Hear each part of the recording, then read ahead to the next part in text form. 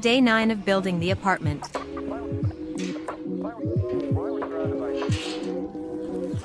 Today I'll do the plumbing and electrical work.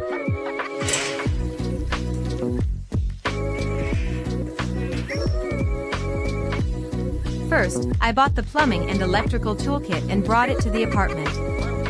It cost me $280. Then I made a plan for the electrical and plumbing networks, and the electrician/plumber and I installed them, then plastered over them. The labor cost me another $200. I also mixed Polybond and white cement for waterproofing/sealing.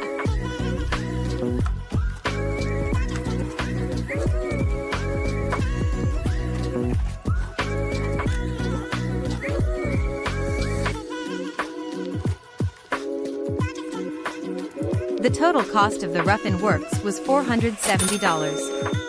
I did not expect this stage to cost me this much money, but good quality has its price. My advice is, do not go cheap on this stage.